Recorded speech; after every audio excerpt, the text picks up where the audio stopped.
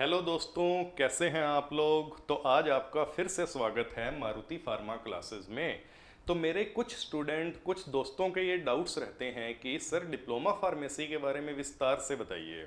ये कोर्स क्या है, कितने साल का है, कितने बार एग्ज़ाम होते हैं, कोई भी कॉलेज सेलेक्ट करने से पहले हमें क्या क्या वहाँ के अप्रूवल देखने हैं, वहाँ की एफिलिएशन में हमें क्या देखना है, या कौन से राज्य से ये कोर्स करें, फीस का डिफरेंस क्या रहता है, एग्जामिनेशन का पैटर्न क्या रहता है, वो सारे डाउट जो हैं वो आज के लेक्चर में हम आप लोगों के दूर करेंगे। तो पहले मैं थैंक यू कहना चाहूँगा मेरी टेक्निकल टीम को, जिन्होंने मेरे लिए ये स्लाइड्स और स्मार्ट बोर्ड जो था अरेंज किया।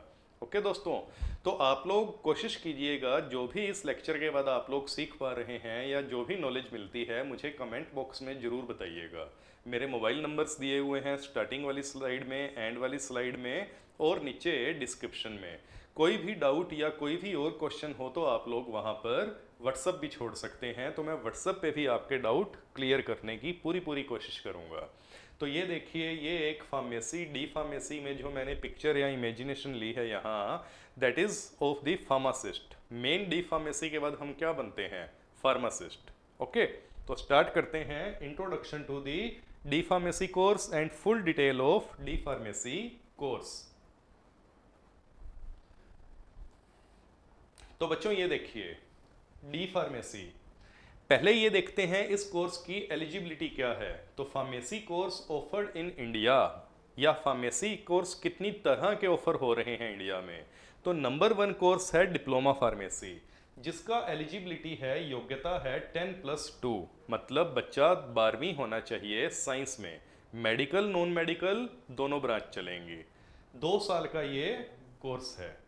फिर दूसरा कोर्स आ जाता है इससे ऊपर, बैचलर फार्मेसी, जिसे बोलते हैं बी फार्मेसी।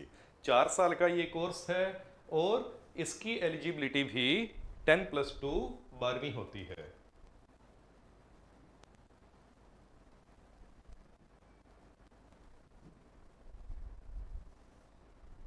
ओके, तो फिर आ जाती है B pharmacy practice. B pharmacy practice जो है वो इंडिया में एक नया कोर्स स्टार्ट हुआ है, जिसकी एलिजिबिलिटी है डिप्लोमा फार्मेसी। तो यहाँ बच्चों हमें कंफ्यूज नहीं होना, डी फार्मेसी एलिजिबिलिटी से हम लोग दो तरह के कोर्स में एंट्री ले सकते हैं। एक तो बैचलर फार्मेसी में, मेन बैचलर फार्मेसी में, जहाँ की लेटरल एंट्री मिलती है, लीट एंट्री मिलती है, और बैचलर फार्मेसी जो 4 साल का कोर्स है, डिप्लोमा फार्मेसी के बाद 3 साल का रह जाता है। क्लियर। फिर एक नया कोर्स जो है वो पीसीआई ने इंट्रोड्यूस किया है, bachelor pharmacy practice, B pharmacy practice, जो सिर्फ और सिर्फ डिप्लोमा फार्मेसी वाले बच्चे कर सकते हैं। जिन डिप्लोमा फार्मेसी वाले बच्चों को 4 साल का प्रोफेशनल एक्सपीरियंस हो, उनके लिए ये बी फार्मेसी प्रैक्टिस कोर्स जो है वो 2 साल का रहेगा। और इसको ब्रिज कोर्स भी कहते हैं। ब्रिज मतलब कि डिप्लोमा फार्मेसी वालों को ग्रेजुएट बनाने का ये कोर्स है, जिससे कि वो एक क्लिनिकली प्रैक्टिस के रूप में अपने आप को एस्टाब्लिश कर सकें। फिर आ जाता है एक कोर्स हमारा यहाँ पर एम फार्मेसी। एम फार्मेसी जो है वो पीजी लेवल का कोर्स है, मास्टर ऑफ फार्मेसी है, जिसे कुछ एक यूनिवर्सिटीज़ या कुछ एक कॉलेजेस में एमएस नाम से भी जाना जाता है। जैसे नाइपर, नाइपर में एम फार्मा और एमएस दोनों होती हैं, master of science in pharmacy and M pharmacy master of pharmacy. 2 साल का ये कोर्स है। इसकी एलिजिबिलिटी जो है वो, योग्यता जो है वो बैचलर ऑफ फार्मेसी है। जैसे बीए के बाद हम लोग एमए करते हैं, बीएससी के बाद एमएससी करते हैं, उसी तरह बैचलर फार्मेसी के बाद हम लोग एम फार्मेसी करते हैं। फिर यहाँ पर एक कोर्स आता है बच्चों, फार्म डी। फार्म डी भी जो है वो क्लिनिकल प्रैक्टिस को बढ़ाने के लिए, क्लिनिकल फार्मेसी को बढ़ाने के लिए पीसीआई ने एक कोर्स इंट्रोड्यूस किया था, जो कि टोटल 6 साल का है। और इसको काफ़ी जगह एम फार्मेसी के इक्विवेलेंट भी माना जाता है। इसकी एलिजिबिलिटी, योग्यता है 10+2, science, medical, non medical, both are eligible. Okay. फिर आ जाती है पीएचडी, जिसके लिए एम फार्मा या फार्म डी होना चाहिए बच्चा। और ये 4 साल या 4 साल से ज़्यादा कितने भी साल का कोर्स हो सकता है, वो बच्चे की रिसर्च पे डिपेंड करता है कि वो कितने साल उसको कैरी करता है। ओके। तो आज हम लोग मेनली बात करने वाले हैं हमारे 2 साल के एक बेसिक कोर्स की, that is diploma pharmacy. Clear.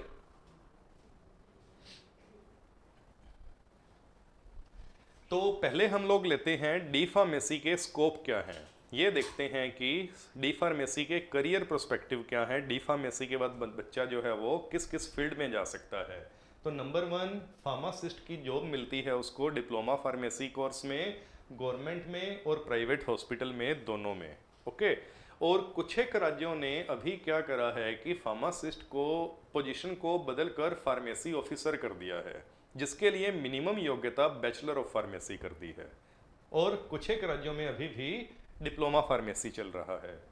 फिर 2 नंबर पर कम्युनिटी फार्मेसी या मेडिकल स्टोर, मतलब वो कम्युनिटी फार्मेसी या अपना मेडिकल स्टोर भी ओपन कर सकता है, जो कि सबसे बेहतर करियर माना जाता है। और 90% डिप्लोमा फार्मेसी जो है वो बच्चे मेडिकल स्टोर रन करने के लिए, ओपन करने के लिए करते हैं। Then medical rep, medical representative, कि बच्चा जो है वो मेडिकल रिप्रेजेंटेटिव, मेडिकल सेल्स में, मेडिकल रैप में जा सकता है, जहाँ की डॉक्टर्स को नई आई हुई मेडिसिन के बारे में बताना होता है। और किसी भी फार्मा कंपनी का मेडिकल रिप्रेजेंटेटिव जो है वो अच्छी सैलरी लेने वाला एक एम्प्लॉय होता है। फिर आ जाता है मैन्युफैक्चरिंग असिस्टेंट। किसी भी फार्मा मैन्युफैक्चरिंग में बच्चा जो है वो डिप्लोमा फार्मेसी के बाद मैन्युफैक्चरिंग असिस्टेंट के तौर पे वर्क करता है, जहाँ की वो एक हेल्पिंग हैंड होता है मेन मैन्युफैक्चरिंग केमिस्ट का, या एनालिसिस डिपार्टमेंट में, या क्वालिटी कंट्रोल डिपार्टमेंट में। देन लैब टेक्नीशियन, किसी भी फार्मेसी कॉलेज में डिप्लोमा फार्मेसी वाले जो हैं वो लैब टेक्नीशियन के तौर पर अपनी सेवाएं भी दे सकते हैं। ओके, तो बढ़ते हैं आगे। अब बात करते हैं कि कभी भी हमें डिप्लोमा फार्मेसी में एडमिशन लेना है तो हमें उस कॉलेज के क्या क्या अप्रूवल देखने हैं, क्या क्या एफिलिएशन देखने हैं कि वो कॉलेज अप्रूव है या कहाँ से मान्यता प्राप्त है। तो ये देखिए, यहाँ 1 बाय 1 हम लोग बात करते हैं। तो कोई भी कॉलेज जो है दैट शुड बी अप्रूव्ड और affiliated by PCI New Delhi, pharmacy council of India, जो कि न्यू दिल्ली सेंट्रल गवर्नमेंट का एक डिपार्टमेंट है इंडिपेंडेंट, उससे जो है वो कॉलेज अप्रूव होना चाहिए। जैसे कोई भी मेडिकल कॉलेज जो है वो एमसीआई से अप्रूव होना चाहिए, मेडिकल काउंसिल ऑफ इंडिया, जिनका कि अभी नाम बदल दिया गया है। सेम ऐसे ही फार्मेसी जो है वो पीसीआई से अप्रूव होना चाहिए। जैसे कोई एलएलबी कॉलेज है वो BCI, bar council of India से अप्रूव होना चाहिए। Same happen here, pharmacy college जो है वो PCI New Delhi pharmacy council of India से अप्रूव होना चाहिए।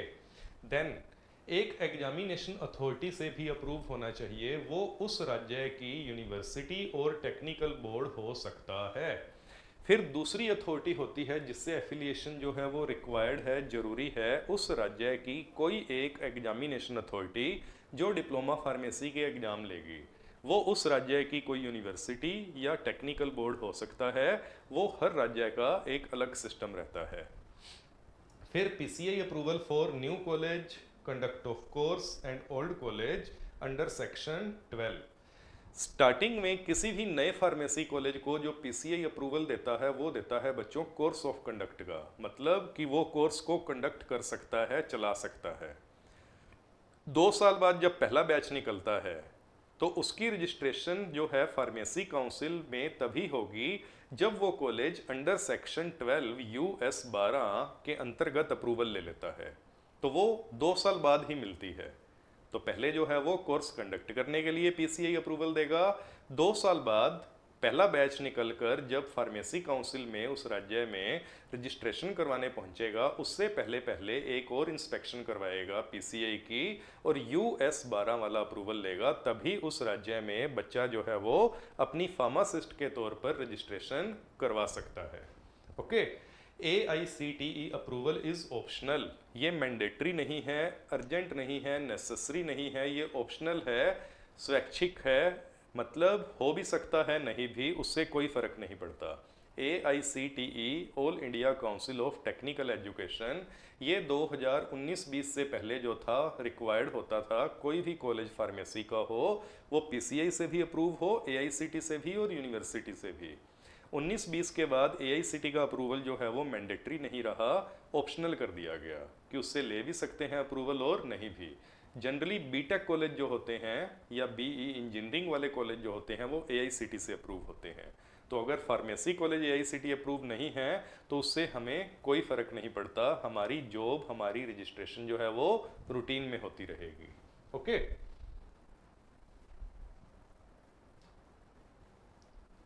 फिर बच्चों बात करते हैं डी फार्मेसी की एलिजिबिलिटी की एंड एग्ज़ाम की, कि डी फार्मेसी में एडमिशन लेने की योग्यता क्या है और एग्ज़ाम जो है वो कैसे कैसे होते रहेंगे। तो पहले 10+2 साइंस होनी चाहिए PCM और PCB किसी भी ब्रांच में, मतलब फिजिक्स केमिस्ट्री मैथ या फिजिक्स केमिस्ट्री बायो का कॉम्बिनेशन होना चाहिए, मतलब मेडिकल या नॉन मेडिकल 12वीं में होनी चाहिए अगर डिप्लोमा फार्मेसी में हमें एडमिशन लेना है तो। क्लियर। एज और परसेंटेज जो है वो 12वीं में कितनी भी हो चलता है, ये फ्लेक्सिबल रूल है, इसके लिए ज़्यादातर राज्यों में कोई हार्ड रूल नहीं है। एज और परसेंटेज को लेकर वो राज्य पर निर्भर करेगा, उसकी एग्जामिनेशन अथॉरिटी पे, पर ज़्यादातर राज्यों में इससे रिलेटेड कोई हार्ड रूल नहीं है। देन एडमिशन जो है वो मेरिट बेसिस पे भी हो सकता है और एंट्रेंस भी लिया जा सकता है, मतलब 12वीं के नंबरों के आधार पर मेरिट भी बन सकती है और कोई एंट्रेंस एग्जाम भी लिया जा सकता है। ये भी हर राज्य पर निर्भर करता है कि उसकी एडमिशन पॉलिसी क्या है। देन फीस जो है वो जनरली एग्जैक्ट मैं नहीं यहाँ बता रहा, क्योंकि हर यूनिवर्सिटी हर राज्य में अलग अलग फीसें हैं। सामान्यतः 35,000 से लेकर 80,000 तक पर ईयर की फीस होती है और 2 साल का ये कोर्स है diploma pharmacy. Okay. Then exit exam, yes, 2022 batch से, जैसे अभी 2023 बैच में एडमिशन होने वाले हैं क्योंकि 2023 चल रहा है, और 2022 बैच से जो एडमिशन हुए हैं तब से गवर्नमेंट ऑफ इंडिया ने, PCI ने, जो सेंट्रल काउंसिल है हमारी, उसने नेसेसरी कर दिया, मैंडेटरी कर दिया एग्जिट एग्ज़ाम, मतलब डिप्लोमा फार्मेसी करने के बाद एग्जिट एग्ज़ाम जो है वो कंपलसरी होगा, जिससे कि उसको क्लियर करने के बाद ही फार्मेसी काउंसिल में रजिस्ट्रेशन हो पाएगी। ओके। फिर एग्ज़ाम जो हैं डिप्लोमा फार्मेसी के एनुअल होते हैं, मतलब साल में एक बार होते हैं, सेमेस्टर वाइज नहीं होता। जैसे आजकल कोई भी डिग्री हो, ज़्यादातर B.Tech, B फार्मा, टेक्निकल डिग्रियां जो हैं साल में 2 बार एग्ज़ाम लेती हैं, और यहाँ पर एनुअल सिस्टम है, साल में एक बार एग्ज़ाम लिया जाता है। वो जनरली अप्रैल, मई या जून में होते हैं हर राज्य में, पर कुछ एक राज्यों में अभी भी कोविड के बाद वाले जो हैं इफ़ेक्ट चल रहे हैं, ये एग्ज़ाम कई बार कुछ राज्यों में सितंबर, अक्टूबर, नवंबर तक भी जा रहे हैं, क्योंकि कोविड में हम लोग जानते हैं कि कुछ एक राज्यों में एग्जामिनेशन सिस्टम जो था वो लेट हुआ था, तो वो प्रभाव अभी भी है। तो ज़्यादातर राज्यों में अप्रैल, मई, जून, और कुछ राज्यों में जहाँ लेट सिस्टम है सितंबर, अक्टूबर, नवंबर तक भी एग्ज़ाम जा रहे हैं। बट हम लोग अभी स्टैंडर्ड की बात कर रहे हैं, तो मेन एग्ज़ाम अप्रैल, मई, जून, और जो सप्लीमेंट्री एग्ज़ाम हैं वो नवंबर और दिसंबर में होते हैं, अगर टाइम टू टाइम सही पैटर्न चल रहा है तो। ओके।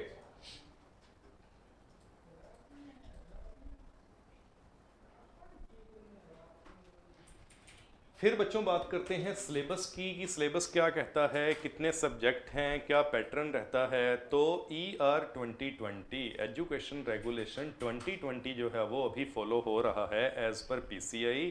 पूरे इंडिया में एक समान सिलेबस है जो कि एजुकेशन रेगुलेशन 2020 नाम से जाना जाता है। इससे पहले ER 91 चल रहा था, मीन्स 91 में सिलेबस आया था, उसके बाद 2020 में नया सिलेबस आया जो 2021 बैच से अप्लाई हुआ। न्यू सिलेबस के अकॉर्डिंग ये है कि 75% अटेंडेंस जो है वो रिक्वायर्ड है, असेंशियल है, in both theory and practical, दोनों में ही 75% अटेंडेंस जो है वो रिक्वायर्ड है।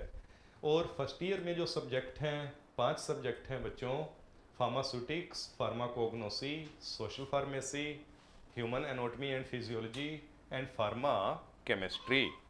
सेकेंड ईयर में फिर 6 सब्जेक्ट हैं: community pharmacy and management, pharmacology, pharmacotherapeutics, pharmacy and law, pharmacy law and ethics, hospital and clinical pharmacy, biochemistry and clinical pathology. First year में 5 सब्जेक्ट के प्रैक्टिकल हैं, 5 थ्योरी हैं, 5 के ही प्रैक्टिकल हैं। और सेकेंड ईयर में 6 सब्जेक्ट हैं, 6 की 6 थ्योरी हैं, जिनमें से कि 5 के प्रैक्टिकल हैं। फार्मेसी लॉ एंड एथिक्स का प्रैक्टिकल नहीं होता यहाँ। ओके।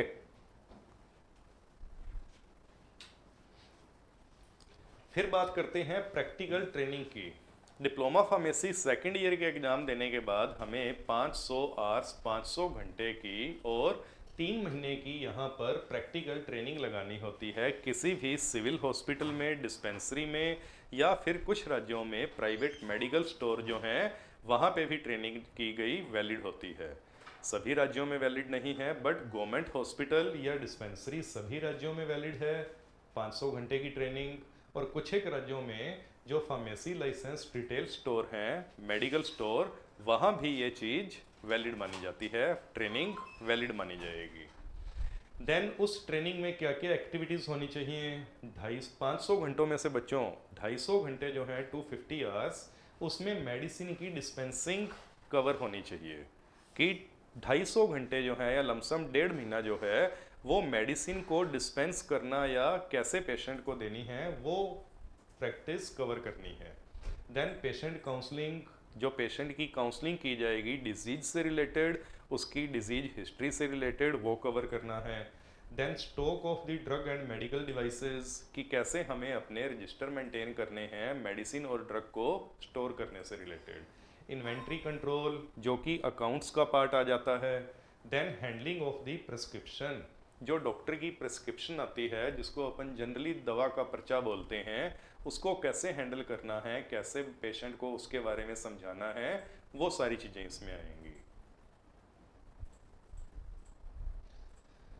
अब देखते हैं सबसे इम्पोर्टेंट पार्ट की एग्जामिनेशन पैटर्न बच्चों क्या रहता है। क्योंकि कोई भी कोर्स में हम एडमिशन ले रहे हैं तो मेनली तो हमें पास होना है ना, पास होकर हमें डिप्लोमा अपना कंप्लीट करना है। तो एग्जामिनेशन पैटर्न जो है वो क्या रहेगा वो हम लोग यहाँ देखते हैं। इंटरनल मार्क्स जो हैं वो 20 हैं, फाइनल पेपर के मार्क्स जो हैं वो 80 हैं। 100 मार्क्स का हर एक पेपर है। जैसे फर्स्ट ईयर में 5 सब्जेक्ट हैं थ्योरी और 5 प्रैक्टिकल, तो टोटल 10 सब्जेक्ट माने जाते हैं। हर थ्योरी सब्जेक्ट 100 मार्क्स का है, हर प्रैक्टिकल सब्जेक्ट 100 मार्क्स का है, जिसमें से कि 20 जो है मार्क्स इंटरनली कॉलेज की तरफ से जाते हैं। कॉलेज सेशनल या इंटरनल्स जो लेता है उस बेसिस पे वो 20 नंबर में से जो भी नंबर बच्चा अचीव कर रहा है वो लगाए जाते हैं। 80 नंबर का फाइनल पेपर होता है, चाहे वो प्रैक्टिकल है चाहे वो थ्योरी है। ओके। फिर बच्चों नए सिलेबस में फील्ड वर्क एंड असाइनमेंट्स भी आ गए हैं, जिसके कि नंबर प्रैक्टिकल में जोड़े जाते हैं। इसको आप ऐसे समझिए, जैसे फर्स्ट ईयर में 5 सब्जेक्ट हैं, पांचों के प्रैक्टिकल हैं, तो हम फार्मास्यूटिक्स लेते हैं। तो फार्मास्यूटिक्स सब्जेक्ट का जो थ्योरी है उसके 20 नंबर जो हैं वो कॉलेज की तरफ से भेजे जाते हैं। और जनरली एक अच्छा पढ़ने वाला बच्चा 15, 16 या 17 नंबर ले लेता है। क्लियर? 40% जो है वो पासिंग परसेंटेज है इंक्लूडिंग सेशनल। अगर 20 नंबर में से फार्मास्यूटिक्स में किसी बच्चे ने 15-16 नंबर ले लिए कॉलेज लेवल पर 20 में से, अब वो 80 नंबर का फाइनल पेपर देगा तो उसको टोटल 100 में से 40 नंबर चाहिए। अगर 15 नंबर इंटरनल गए कॉलेज से तो वहाँ उसको 80 में से 25 नंबर चाहिए। 25 और 15 40, तो वो पास माना जाएगा। क्लियर?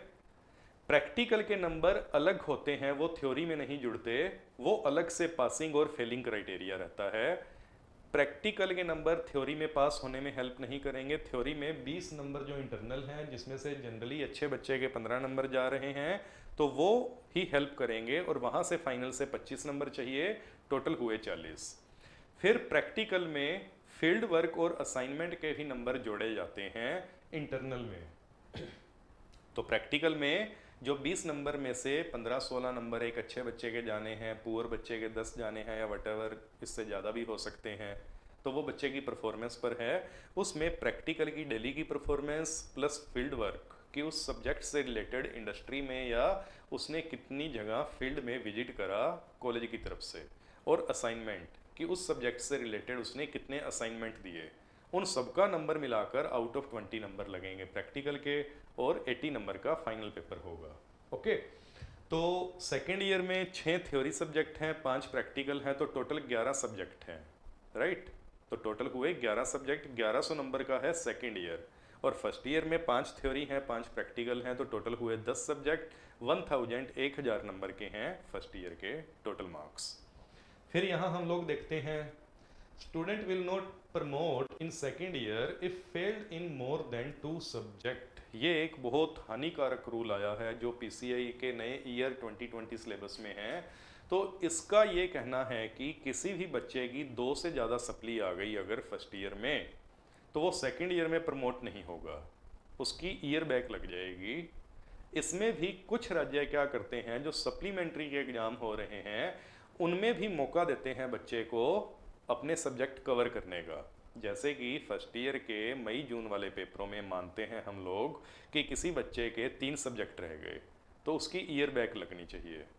कुछ एक राज्यों ने ये रूल करा है कि वो जब नवंबर दिसंबर में सप्लीमेंट्री ले रहे हैं उसमें बच्चे ने एक सब्जेक्ट कवर कर लिया और फिर उसके 2 रह गए तो उसको प्रमोट कर देते हैं। पर ज़्यादातर राज्यों में ये बैरियर है, ये हिंड्रेंस है कि मेन एग्जाम जो मई जून में या मेन एग्जामिनेशन हो रहे हैं रेगुलर वाले, सप्लीमेंट्री वाले नहीं, रेगुलर वाले, उसी में अगर बच्चे के 2 से ज़्यादा सप्लीमेंट्री रह जाती हैं, 2 से ज़्यादा सब्जेक्ट रह जाते हैं तो उसकी ईयर बैक लगती है। ओके, तो इससे आप लोगों ने बच के रहना है। हमें पूरी कोशिश करनी चाहिए कि हमारी कोई सप्ली ना आए, आए तो 2 से ज़्यादा सब्जेक्ट में ना आए, नहीं तो 2 साल का डिप्लोमा बच्चों 3 साल में पड़ जाएगा। फिर कॉलेज विल कंडक्ट 2 और more sessional and average of 2 will be calculated. College जो है वो 2 या 2 से ज़्यादा इंटरनल या सेशनल कंडक्ट कर सकता है, जो ये 20-20 नंबर वाले हैं। और किन्हीं 2 जो गुड या बेस्ट उसके नंबर आए हैं बच्चे के, जिन 2 में उनका एवरेज चला जाता है। तो वो चाहे कैसे भी हम लोग बात करें, अल्टीमेटली 20 नंबर जो हैं वो कॉलेज के हाथ में हैं, 80 नंबर का फाइनल पेपर है। आप लोगों ने अपनी रूटीन में अटेंडेंस से लेकर परफॉर्मेंस और सेशनल में भी परफॉर्मेंस अच्छी रखनी है, जिससे कि अच्छे से अच्छे नंबर 20 में से जाएं, ताकि 80 में से आपको ज़्यादा बर्डन ना हो कितने नंबर लेने हैं। और आप लोग ये जानते हैं कि एंड में अगर आप लोग सिलेबस को अच्छे से रिवाइज करते हैं या हमारी बताई गई बातों को, वीडियोस को, ऑडियोज़ को या ऑफलाइन क्लासेस को कवर करते हैं, यहाँ आके आप अटेम्प्ट करते हैं, तो एंड में भी की गई तैयारी से बच्चा जो है वो अच्छे नंबरों से पास हो जाता है। ठीक है। फिर बच्चों फाइनल एग्जाम का पैटर्न क्या रहता है उस पर बात करें। अगर 80 नंबर का फाइनल पेपर होता है जिसमें कि यहाँ हम लोग लें 6 क्वेश्चन आते हैं 5-5 नंबर के, 7 आते हैं, 6 अटेम्प्ट करने होते हैं, तो टोटल हुए 30 मार्क्स। ये लॉन्ग आंसर कहलाते हैं। फिर शॉर्ट आंसर जो है वो 10 अटेम्प्ट करने होते हैं 3-3 नंबर के, और टोटल ऐसे क्वेश्चन 11 आएंगे जिनमें कि 10 अटेम्प्ट करने हैं, तो ये भी हुए 30 मार्क्स। फिर 1-1 नंबर के 20 क्वेश्चन आते हैं, तो ये हुए 20 मार्क्स। और ये 1-1 नंबर वाले क्वेश्चन ही सबसे ज़्यादा खतरनाक होते हैं, क्योंकि ये पॉइंट टू पॉइंट पूछे जाते हैं। Right, point two point. जैसे अगर हम लोग बात करें, right a short note on pharmacy, तो फार्मेसी पे शॉर्ट नोट लिखना है। ये अगर 5 नंबर में आया या 3 नंबर में आया, इस पे आप बहुत कुछ लिख सकते हैं कि फार्मेसी एक गुड ब्रांच है, इसमें करियर और स्कोप की बहुत ज़्यादा संभावनाएं हैं। डिप्लोमा फार्मेसी, बैचलर फार्मेसी, बहुत सारी इसमें चीज़ें होती हैं। इसमें हम लोग फार्मासिस्ट बनते हैं। आप काफ़ी कुछ लिख सकते हैं ना, write a short note on pharmacy पे। बट अगर ये आ जाए in pharmacy which course is giving opportunity to become drug inspector, तो वहाँ आपको सिर्फ एक स्पेसिफिक आंसर लिखना है, that is bachelor pharmacy. Okay, तो वहाँ डिप्लोमा फार्मेसी हम लोग नहीं लिख सकते। तो जो 1 वर्ड वाले क्वेश्चन हैं वो पॉइंट टू पॉइंट हैं। जैसे इंडियन फार्माकोपिया पे शॉर्ट नोट लिखो, ऐसा एक क्वेश्चन आया 3 नंबर में या 5 नंबर में, तो हमारे पास बहुत सारी बातें हैं लिखने को। पर अगर ये आ जाए कि इंडियन फार्माकोपिया का 2nd एडिशन कब पब्लिश हुआ, तो यहाँ तो पॉइंट टू पॉइंट ही बात चलेगी। 1966 में 2nd एडिशन जो था वो पब्लिश हुआ, पहला कब हुआ था, 1955 में। तो 1 नंबर वाले क्वेश्चन जो है वो पॉइंट टू पॉइंट आंसर मांगते हैं। उनमें क्या क्या हो सकता है, या तो वो हो सकते हैं 1 वर्ड आंसर, या हो सकते हैं 1 सेंटेंस आंसर। जैसे छोटी छोटी एक डेफिनेशन पूछ ली जाए, टेबलेट की डेफिनेशन, कैप्सूल की डेफिनेशन, या फिर वो हो सकते हैं MCQ, multiple choice question. 4 option दिए होंगे, कोई एक सही आंसर आपको टिक करना होगा। और या हो सकते हैं फिलिंग दी ब्लैंक्स, कि डैश डैश कर कर फिलिंग दी ब्लैंक्स छोड़ दिया जाए, तो वो हो जाते हैं 1 नंबर वाले क्वेश्चन। तो 20 ये हुए, तो 30 एंड 20 टोटल हुए ये 80 मार्क्स। 80 नंबर का फाइनल पेपर रहता है। और अगर आप लोगों के इंटरनल अच्छे हुए हैं तो वहाँ से 15-16 नंबर अगर आप लोगों ने लिए हुए हैं तो यहाँ 80 में से आपको 25-26 नंबर ही चाहिए होते हैं, जो एक अच्छे बच्चे को मिल जाते हैं जिसने तैयारी अच्छे से की है, या एंड में आके भी जिसने 7 से 10 दिन अच्छी तैयारी कर ली है। ओके। तो ultimately diploma pharmacy course is very beautiful short period course, बहुत ही छोटा सा 2 साल का प्यारा कोर्स है, जिसके बाद हमें मेडिकल स्टोर खोलने से लेकर फार्मासिस्ट बनने से लेकर मैन्युफैक्चरिंग असिस्टेंट बनने से लेकर काफ़ी सारी जॉब की संभावनाएं मिलती हैं। और अगर आप सेल्स में माहिर हैं तो मेडिकल रिप्रेजेंटेटिव बनकर भी अपनी लाइफ जो है वो एक गुड सैलरी गुड इनकम से आप लोग चला सकते हैं। और अल्टीमेटली ये एक मेडिसिन का कोर्स है। हमारे घरों में रिश्तेदारों में अगर कोई बीमार है तो आप लोग देखेंगे इस कोर्स को करने के बाद वो आपके जाते ही आपको वो सम्मान या वो रिस्पेक्ट देंगे और अपना मेडिसिन वाला बॉक्स खोल के बैठ जाएंगे कि अरे भैया सर आप मुझे बताइए इस मेडिसिन का मेरा कोई साइड इफ़ेक्ट तो नहीं आ रहा, इसकी जगह मैं कौन सी मेडिसिन ले सकता हूँ, या मुझे ये प्रॉब्लम है मैं क्या मेडिसिन लूँ।